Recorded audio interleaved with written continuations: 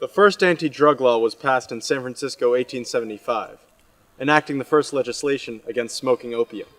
This law was rooted in an anti-immigrant belief that linked the war to racial discrimination. The war on drugs began in the 1970s. Nixon's chief domestic advisor said this about the war on drugs. You want to know what this was really about? The Nixon campaign in 1968 and the Nixon White House after that had two enemies: the anti-war left and black people. You understand what I'm saying? We knew we couldn't make it illegal to be either against the war or black, but by getting the public to associate the hippies with marijuana and the blacks with heroin, and then criminalizing both heavily, we could disrupt those communities. We could arrest their leaders, raid their homes, break their meetings, and vilify them night after night on the evening news. Did we know we were lying about the drugs? Of course we did. With Nixon as president, the government wanted to target leaders of specific communities to break them apart, raid their homes, and arrest them. Schedule I drugs allowed them to do so, but in 1972, other government officials recommended decriminalizing possession and distribution of marijuana for personal use. Nixon ignored and rejected those recommendations.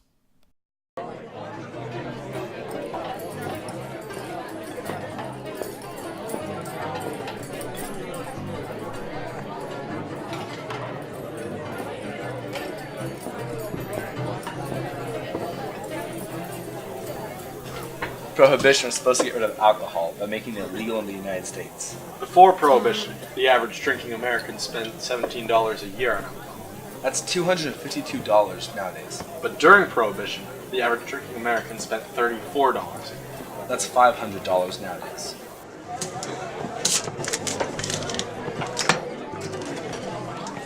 Prohibition put alcohol on the same level as other drugs, meaning the locations who sold alcohol were just as well off, if not more, by selling other illegal drugs. This was also in part due to the fact that gangsters mostly owned and operated the underground locations where speakeasies were held. Yeah, so I'm the lead admissions counselor here for Bayside Marin. So my job, I manage a small team of people who, when a client calls in for the first time, they get one of us. And what we try to do is kind of what we call a concierge model. So, we become whoever we connect with. Let's say they connect with me. I'm their point person through the rest of their treatment. So they call in, so many people call in, it's their first time ever calling in, asking for help, maybe for them, maybe for a loved one. They don't know anything. They're like, I know I got insurance. Does this cover insurance? I mean, what do I do? How do I get my person from here to there? How do I get myself from here to there? And so my job is to make all of that happen. And so, I work with their insurance company. I work with their families. I kind of just coordinate everything. And we do this nationwide. So people come from all over the country to be able to come here. We check out their insurance benefits. We see if we can get, insurance to cover some or all of their treatment. We coordinate with them. We do assessments, so we make sure, is this person going to fit what we do here at Bayside Marin? Are they maybe better for is their problem primary substance abuse? Is it primary, psych acuity? It's kind of a chicken or the egg thing. Did they start doing drugs and that led to a lot of depression, anxiety, whatever else, or do they have an organic mental illness and they're using substances to kind of self-medicate? Just figuring out what's going on with that particular person. And then we do something kind of interesting. So we have a unique, my team anyway, has a really unique role at Bayside, which is we also do what's called the utilization review. And what that is once a client comes in, it's one of us calling the insurance company and going, hey, I got so-and-so here, you need to pay for their treatment. And kind of just starting that argument and really kind of going to bat for the client to make sure that they get the most out of their insurance benefit, which is a really difficult process. It's basically calling somebody you've never met and say, hey, I got this guy who neither of us have ever met before, and I need you to give us $54,000 so he can get better. That doesn't go over well a lot of the time. So, we really have to be on our game, and we really have to advocate for our clients to make sure, and we do really well. I mean, because we have this contract with Anthem Blue Cross, most of the people that we see are Anthem Blue Cross clients, and a lot of them come in for, pennies. Some of them completely free of charge for this, luxury treatment program. And so, another thing I do here is I kind of help out with the marketing. I go out and I talk to, professionals, police departments. I've been to Boston, I've been to Hawaii. They've sent me all over the place to work with the marketing team, meet and greet people, doctors reference, to make sure that we're developing this funnel so people all over the country know who we are and what we do and that we're here to help. And it's just really cool because, you get to a point, having done this for a while, I'm at the point now where when somebody calls in and they tell me, oh, my doctor told me to call you, I know that doctor, I know where this person's from, like I can get them in, I've done the assessment on the front end, I've talked to their family, so by the time it's time for me to call the insurance and say, hey, this person needs help, it's not a stranger anymore. I'm advocating for somebody I know, and I know their whole backstory, and I'm like, you guys are going to pay me, or I'm going to come find you. Like it's a really impassioned kind of play that you make for these people. And so what we've seen from that, where a lot of other companies, if they're lucky, maybe they get 5 or 10 days of residential treatment out of an insurance company, we get 30 plus. So people can leave here after a month of solid inpatient treatment, and then they work with their therapist, their aftercare coordinator, and everything to get what the next steps are. So 30 days, it's not a spin dry by any means. You're not cured after 30 days. It's a lifelong process. So we want to know, what are you going to do after Bayside, and we help you get that set up. But for me, that's been my job, is just working with the clients on the front end. Somebody calls in and they just drop this big mess of a case on your plate, and it's just about kind of taking it apart, finding out what the different features of it are, and figuring out what you can do to help. And if we can, the other thing that's cool is, sometimes we get people that, okay, this is a primary psych case, or this person, they're what they would call their psych acuity is too high. They're violent, or they're self-injurious. They cut themselves, they burn themselves, they have an eating disorder, maybe something that we're not able to really deal with here, just being mostly a substance abuse program. We work with a network of providers all over the country. So let's say it's an out-of-network insurance, or an insurance we can't work with, no problem. I've literally got a drawer in my desk that is overflowing with pamphlets, brochures, and stuff of these other programs that I've visited that have come here to tell us about themselves. So if you call into Bayside, the idea is you make one phone call. You call Bayside, and even if we can't take you, we're going to get you to the next place that can. You're not going to call 50 places, and because it's a stressful thing, we just want to give people answers. We want to go, hey, here's how your insurance works. Here's who you should call. And if we can, warm transfer them. So it's just, you made one phone call and you got the answers you needed, even if it wasn't with us. So that's what I do. I've been doing this about 3 years now. I mean, I think everybody should, really. There's so many different needs out there, right? I mean, addiction is changing. So many people, you think addict, you think drug addict, you think alcoholic, and you kind of picture those people that, you see kind of shuffling around in the streets and the gutters and that kind of thing. And that's not what it is anymore. So many of the people that we get, they're people that, good folks, working hard, doing their jobs, but, they get injured, they get, something bad happens to them, PTSD, whatever it is. And it starts small, it starts with a prescription sometimes a lot of people get from your doctor. I don't know if you guys are, up on this opiate epidemic that's happening. So many of the heroin addicts we're seeing started off as star athletes in high school or in college, and they were, they got injured, a sports injury, a work injury, whatever it is, went to the doctor, got a prescription, flash forward 2 or 3 years, they're on needle drugs. You wouldn't think, nobody ever expects it's going to happen, but that's what we're seeing more and more of. So it's easy for a lot of people to kind of write off addiction and just say, well, treatment should only be for, the people that deserve it, or the people that, it's not their fault. They were in an accident, or they, or whoever.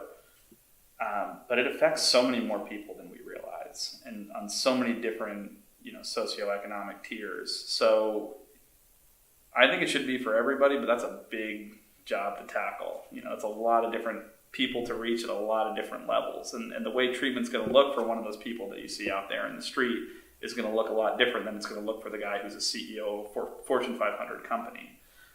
But it affects everybody the same. Yes. Oh my gosh, yeah.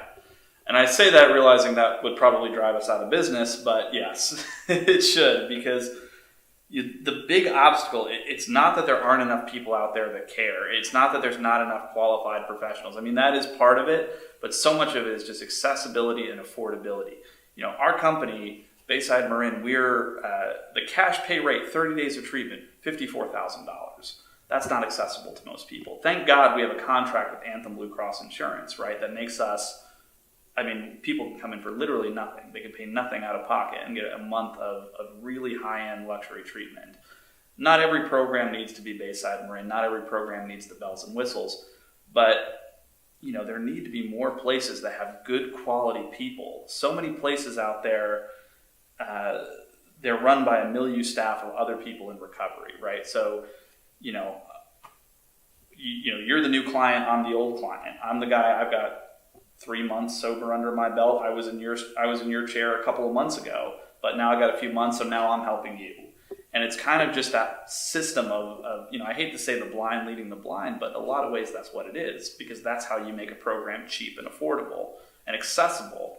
And so there's a lot of people out there that are just trying to do what they can with what they have, and it's hard. It's really, really hard. And programs like Bayside Marin, the reason there's so few of us is because this level of service, it's incredibly hard to make it accessible to people.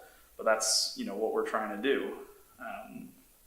That's what a lot of places are trying to do. So yeah, I would say it definitely should be accessible to anybody who wants it. The big challenge in that is, getting in front of the insurance companies. There's medical sciences here. The, insurance companies are maybe 10, 15 years behind medical science. So, for example, we talked a little bit about the opiate epidemic. There's a lot of insurance companies that don't want to authorize treatment for opiate-only addiction because it's not life-threatening. When you stop taking heroin, you're not going to have a seizure and die. You're going to be in the worst pain of your life, in the most miserable state of your life for the next 2 or 3 weeks, which is why a lot of people don't quit once they start using. But your insurance isn't going to pay for it because it's not going to kill you to stop on your own. So that's the kind of thing we need to address, in the state legislatures, in the federal government. And unfortunately, it only comes, things only change after a lot of people die. There's been millions of deaths. I don't know what the statistic is, but somebody dies every, something like 3 to 5 minutes from an opiate overdose. And still, this is the battle we fight every day. So, yeah, it definitely should be, but there's a lot to do. So, yes, but we got to be careful about that. So, one, the safety of our guests is always priority one. So, things like, people that have been convicted of violent crimes, like recent violent crimes. I just got out of jail for killing a guy. Well, maybe not the place for you. But that being said, we do take people who have priors. We do take people who have felony convictions. We do take people who are, maybe even former violent offenders, as long as, there's been sufficient time there and we don't think it's going to be a safety issue. People that have been convicted for drug crimes, yes. The reason we have to be careful is, we want to make sure that if somebody's coming for treatment, they're coming because they really want to get clean and sober and not because it's court mandated. There are a lot of people that call in and just say, well, I got to do this for court. You know what? There's free programs. If all you need is a box checked, there's a lot of free government programs. Yeah, no, they're not the best, but, if you want help, if you really want to get better, come here. Let the professionals spend their time with you. If all you want to do is just kind of get processed so you can go back to doing what you're doing, we're probably not going to be the place. Yeah, it's a really complicated matter. Whenever you get the government involved, it just becomes way more complicated than it needs to be. It would be great if the state and the federal governments offered programs like this. Because, we talked about in the last question, there are state-run programs. And some of them are good, some of them are not so good. But those are the places that are dealing with the people that have no money, no resources, those people, we keep alluding to that, you kind of, the archetypal, see this person pushing a shopping cart downtown, screaming at nobody. Those are the kind of people that are getting treated. And we see, especially here in Marin County, there are so many homeless and so many people affected by addiction and mental illness that need those government services. They get so glutted up and it's so hard for them to take new people. It would be great if there was more funding at this level, a program that employs psychologists, psychiatrists, doctors, nurses, can take cases like that and put them before a panel like this. But right now it's just not there, and it's tough because that stuff's all expensive. Doctors, nurses, it runs at a high premium. It's tough to keep the lights on in a place that employs so many people. So that's why the high price points, and that's why the government and the insurance companies are reluctant to put more of their money up. Because it would mean higher taxes, it would mean a lot higher taxes. So as we move, it's nice to see kind of the conversation about socialized healthcare and medical care, mental health care all being free. It's good to see that happening. People like Bernie Sanders talking about that before the Senate and everything. Whether or not it's going to come to pass in our lifetime, I don't know. We're starting to see stuff like free community college, which is great. So maybe someday it will happen. I hope it does. But in the meantime, we got to make do. However you get into it, I talk about this as former law enforcement too. Cutting the supply line only does so much. And it's tough now because, people are able to go online. I can't tell you how many overdoses we've had because people go online and they think they're buying something online. They get something totally different in the mail. Cutting that supply line, going to the dealers, rehabilitating the people that are putting this stuff out there in the market, that's a great way to help the problem in general. But if the question is, are these people deserving of it because they're dealers or whatever? Yeah, you got to get by. A lot of people that wind up, whether they were using or whether they were selling, they weren't doing it to be millionaires. They were doing it because it kept the lights on in the house. They were doing it because it kept food on the table, and it was all they really had to do. So I think a big part of just getting over the drug epidemic in this country in general, it's going to be breaking down a lot of those kind of stigmas. These people aren't monsters. Maybe it's some criminal activity, but it's not the same out there for everybody. Yeah, the big push, when the war on drugs happened was just, lock these people up, get them off the street. And we, our thinking at the time, as kind of during the Reagan administration, I think, the thinking at the time was, if we crack down on this thing, if the public sees as an example that we are demonizing these drug users and we are, rounding them up and we're locking them away, then people are going to stop doing drugs because they're too scared. Never ever works that way. So what we ended up with is a lot of overcrowded prisons, which I could talk for a whole nother hour on just the prison system, but it doesn't work. Spending the money on the front end, we could have taken the millions of dollars we spent militarizing police forces and bulking up our prisons and probably billions of dollars on all this stuff, and spent it on good community rehabs. Getting at more drug education and fixing some of the really draconian laws we have around drug use. So there's a lot we could have done, would have been better. And we're starting to see some of that stuff happen now, particularly here in California, which is nice. We still got a long way to go, though. It's hard to track because, we only have people for 30 days and we have a really good alumni program. We try to keep in touch with people after they leave to make sure that, specifically to track those kind of statistics, but also to make sure that they're doing all right.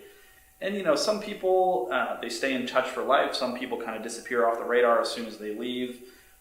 Some people, we kind of find out through our alumni program later on. So it's hard to get a really accurate sense of how that all plays out. What I've noticed just from working here is that, we've had repeat clients. We've had people come in multiple times, relapse, but we'll take somebody who's been, let's say, an alcoholic for 20 years and every day, like a pint of vodka every day, half a gallon of vodka every day for 20 years. We'll take them in after 30 days. They might get a year sober, and then they slip up a little bit and they call saying, I need to come back. I've been drinking the last day or two. And then, we take them back, we do another 30 with them, then they're sober for 4 years. It's stuff like that. It's not always a one and done, but you get a little more each time. And the more active somebody stays in their recovery, if somebody comes and they just do 30 days with us and then they leave and they go home, odds are not very good they're going to stay sober for the rest of their lives. If somebody comes in with us, they leave from here, they go do an aftercare program, they do that for 30 to 45 days, they do an outpatient program, they live in a sober living environment. The more treatment time you can put together, the better your long-term odds of success. And we don't sell this as a cure. We tell people, this is the first step. We're here to get you stable. We're here to get you detoxed. We're here to get a general understanding of what's going on in your case, and we're here to put a lot of different options for aftercare on your plate. This is not a spin dry. Don't expect that you're going to come in here. You're going to feel great after a couple of weeks when you've been getting, massages and doing yoga and all this stuff. You're going to feel awesome. That's not real. You're going to go back out in the real world and you're going to have triggers. You're going to have stress. You're going to have a lot of horrible things happen to you. You need to have an active plan for your recovery moving forward. So the people that do that, we don't have to worry about them. They come back as alumni speakers. They, they send us messages. We've got a picture. I'll show it to you guys when we go out. We have a guy who just climbed, I want to say it was like Kilimanjaro or something. He was a Bayside alumni. The guy was just, I say this lovingly, but just like a deadbeat drunk for his entire life. Now he's climbing mountains because he did what we recommended. He stuck with it. He made recovery a part of his life. And years later, now he's in a position where he can do these kinds of things. So that's what I would say. How much time you invest in your sobriety. It's not about which program you go to. It's about how much you make sobriety a part of your daily life. If you do that and you really make that commitment and you surrender to it, your odds are really good. If you treat it like a spin dry, like, okay, I did recovery, now I don't have to think about it ever again, it's going to get you back. So, yeah.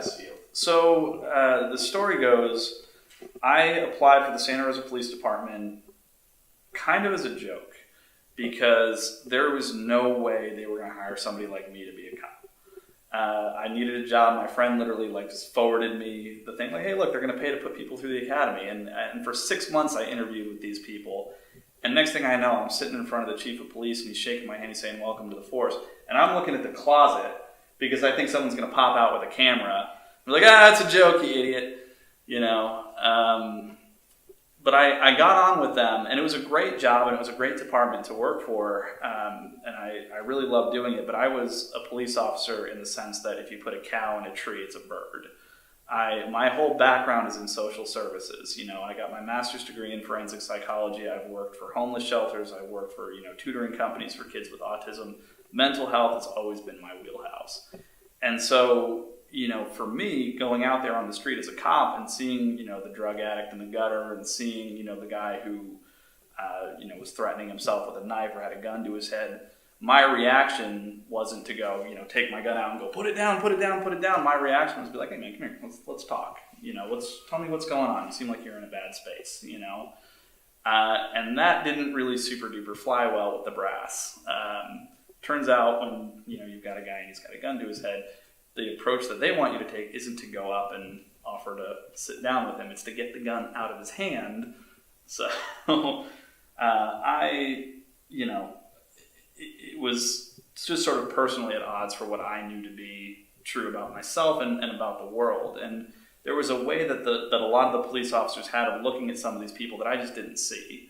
I've worked with these people and I know where they're coming from. It got to a point where I felt more connected with the people that I was going out in the street and contacting, the homeless people and the mentally insane people and all these things. I felt more connected with them than I did with a lot of my fellow officers. And so I made the decision to move away. The other piece of it too, kind of unique to drugs, was that, I'd pick up somebody for a drug charge, I'd take them to the jail, I'd book them into the jail, and by the time I'm done filling out the 2 hours of paperwork that it takes to book somebody into jail, the jail has already cut the guy loose with a citation, a ticket that he's never going to pay, for a court date that he's never going to show up to, and they cut him loose and he's standing over at the bus stop waiting to go back to the place I pulled him out of. So I was like, and I would arrest the same people multiple times per week. I was like, this isn't doing anything. And if I didn't arrest him, I'm the one who got my head chewed off, Why are you doing your job? Like, I'm not doing my job. What are you talking about? He's going to be there tomorrow, just like he was there yesterday and the day after. So I made the decision to leave, and literally the day that I quit the police force, this job showed up on my radar. And they wanted me here because, I'd worked as a police officer, and they wanted somebody to actually help attract first responder business. They wanted somebody who could speak to police officers. I mean, that's a population that you see a lot of PTSD, a lot of substance abuse. And because of the way things are with their unions, they're really afraid to ask for help. They're afraid that if they say, hey, I have a problem, they're going to get parked at a bench or parked at a desk for the rest of their life, and they're not going to get to be cops anymore, or firefighters or EMTs or whatever it is. So, they wanted somebody who could kind of, work with them and speak their language a little bit. And I was happy to do that because, I'm more than grateful for my time on the force, and I want to give back to, the other first responders. And since then, it's been night and day. Now I take somebody off the street, I get them off the street for 30 days so they're not back out there tomorrow. And by the time they leave, they're not a drug addict anymore. And that's an incredible feeling. It's been such a cool place to work. And I feel like, for every one life I might have saved as a police officer, I've already saved 10 working here. This is definitely rehab, recovery, all that kind of stuff, therapy. This is the approach to solving the drug problem, not beat them down, lock them up, never let them see the light of day again.